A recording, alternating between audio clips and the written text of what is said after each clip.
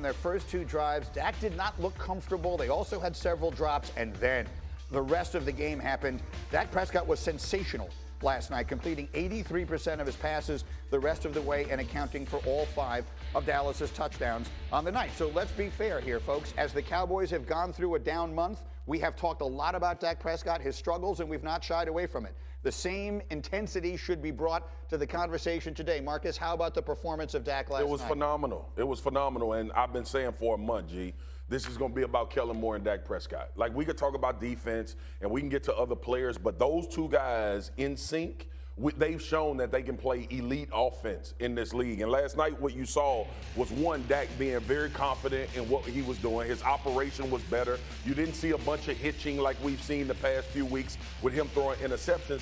But more importantly, when you look at the play calling, it was in rhythm. The one thing I wanted to see coming out of halftime with the Cowboys was Kellen Moore going to stay aggressive. And for initially out of halftime, I thought they were going to go conservative, preserve the game route. And then, you know what? Somebody said, man, forget it. We've lost games like this, and we should have watched what just happened with the Jacksonville Jaguars and the Chargers, and they put their foot back on the gas. 5 touchdowns for a quarterback. That'll win you mostly any game that you play in, no matter who you're playing against. Now, the opposition will get stiffer. Yeah, he threw 4 of them and ran for another. Nick, you have tape on what we saw from Dak. Oh, he was surgical from beginning to end. He was cerebral, processing everything, rolled the footage. He did against every type of defense. They tried to blitz him, and it's like he knew what was coming. He no huddled for most of the game. Watch how he stares down this blitz and makes an immediate, quick decision. Oh, you're going to blitz from depth? Not enough time. Give me that first down. We moving on. They tried to get him against some zone. This is, I think, is 1st and 20. They got a deep cover 2. Everyone's just playing the sticks. You can play the sticks all you want. There's no defense for a perfect throw. Watch where he puts this throw. He protects his receiver and throws to get a first down right there. There's nothing you can do with that. That man was surgical and cerebral throughout the entire game. Watch this motion across in man coverage. You think that that's going to be the answer? No. I know we're in man coverage. I'm going to drop this dot right on his face. Can't do nothing about that. Bang! No defense. This is the best offensive performance that we've seen in the playoffs this year. It's one of the best that we've seen in a long time, and we need to give him as much love as you said. Yeah. The way that y'all been hating on this man, Yeah, see, I demand. What? I haven't been hating on him. No, I said the first words out of my mouth were we should bring the same energy today Keep that saying we have brought for Keep the last saying month. Nice. Graziano, what? There is no question Dak Prescott can play like this. We've seen him play like this year. I was just making sure. The questions we get on this show involve words like trust. Don't blame Do the you questions. do you trust the Cowboys to be able to get? Here's the problem, right? He was lousy last week. We have seen them deliver high level. Talking about last week, we talking about this week. This week he was cerebral, like they played last surgical. night. If they play like they played last night, they can beat anyone in the league, including the 49ers this week, including any of those big AFC teams. The only issue is we haven't seen them sustain it week to week. So let's do it. Let's see if they can do it week to week. If they can, we're going to be talking about it for the next month. Greeny, it's really simple. Their A game, they are the best team in football, period, end story. I've said it since August. They are complementary football at its finest. When Dak Prescott plays that way, they have a tremendous pass rush. Guys, they only blitzed 6 times last night and still got pressure almost a third of the time. That's remarkable. And how about Mike McCarthy? We've killed him on the show, myself included. 2 penalties, 0 turnovers. That's great coaching. And, oh, by the way, they had to reshuffle their offensive line, including putting a rookie at left tackle, and they didn't miss a beat. You know, the funny thing, we walked in this morning, and the first question I said to Graziano is, and so how about McCarthy? Is his job safe? And Dan said, well, they're not going to fire him this week. They're not. So I'm 100% confident. What do we say about Mike McCarthy on this morning? Again, same energy.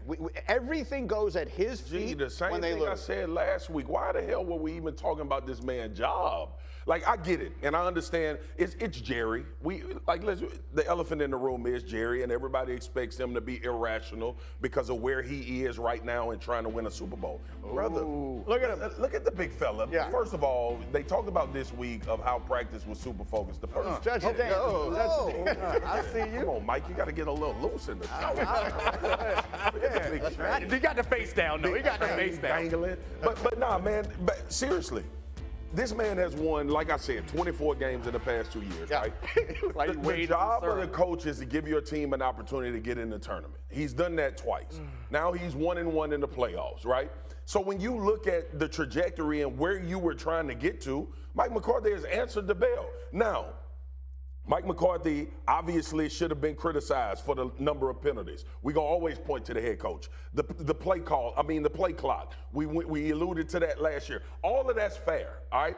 But if you told me coming into the season or when a coach was hired, hey, man, he going to give you 2 back-to-back 12-win seasons, all other candidates, we don't know what's going to happen. Right. You would kick all other candidates out the building and say, we'll be in the playoffs, we'll have a shot to win games. So I thought it was unfair to even have that question going right now. But ultimately, when you look at this game and the way these guys play, it's a reflection of him. And I reminded everybody, he didn't have his starting quarterback for 5 games this year. Yeah.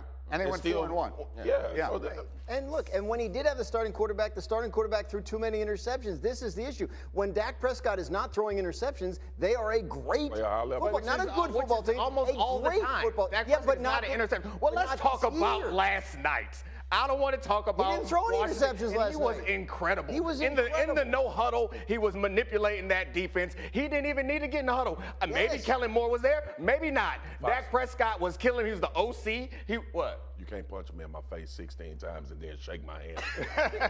The last 16. I mean, look, the reality is why not? It's the day after King Day. He threw 15 picks.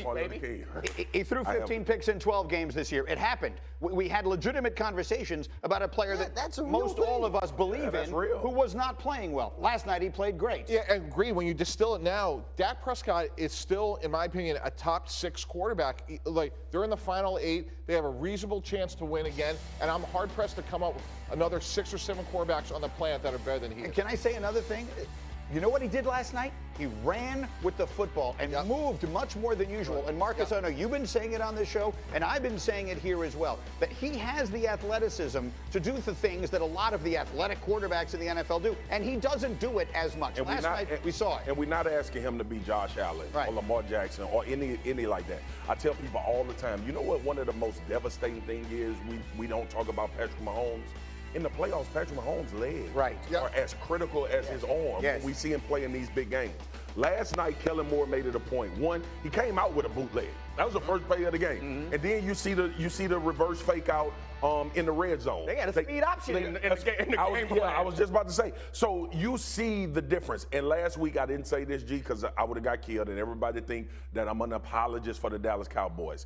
That game plan against the Commanders was as vanilla of an offensive game plan you could call. Now, look, I think if you're going to play your guys, you go to win the game. I do not believe they went in that game saying we going to pull out all of the stops to beat the Washington Commanders. Last night, that was a complete, beyond that play, that was a completely different offense than we saw the week prior. Also, the juxtaposition between Dak and Tom Brady was stark because the offensive line played well for the Cowboys, but Dak stood in the pocket. When they were blitzing, they were sending 5, 6, 7 guys, and Dak stood in there, and he took the shots when he had to, and he was calm and patient, going from one side of the field to the other. It was impressive. He seemed like the type of quarterback that could lead a team. Complete command. Last night, he was the player that we believe him to be.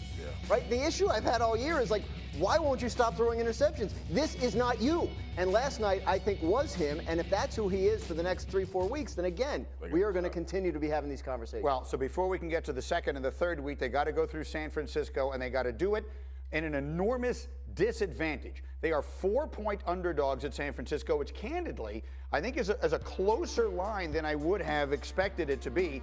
And our analytics, our FPI, our Football Power Index, actually favors the Cowboys.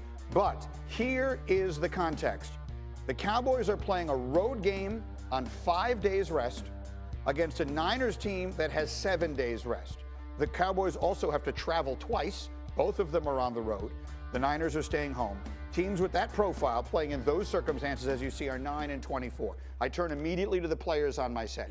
How do you describe the advantage that the 49ers go into this game with based upon those conditions? Well, based on data, the advantage is the San Francisco 49ers are a better football team than the Cowboys. That's our analytics disagree. Generally helpful. Our analytics think that the Cowboys are a better team. I've had a tumultuous relationship with them. I understand. Okay? And we all know that. And Himbo, I love you. Himbo is my guy. Stats matter, okay? But let's get back to the question at hand. It obviously when you have the lack of rest, number one, right? San Francisco now is in a position where they were able to get usually in football, let me take people. you got a couple days where your body got to literally regenerate. It's almost like a video game, right? So after you play a game, the next day you try to go, well, what we used to do, you go in, you get a little light jog, you get a little light workout, you get treatment, and you kind of get your week going early. Now, I know a lot of people talk about it. It's a distinct advantage, G. Like, it's not something that you just shake a stick at and be like, hey, we had 5 days, y'all had 7 days, not a big deal. 2, preparation. That's the one. Like, preparation. The San Francisco 49ers staff, which is phenomenal, by the way. Lord have mercy, Kyle Shanahan can call football. Great. You get a chance to kind of go reevaluate what you did against Seattle with a little bit more time to kind of fix your issues in that game and then move on to the opponent. Now, they've had scouts getting ready for the Cowboys or the Tampa Bay Buccaneers for the last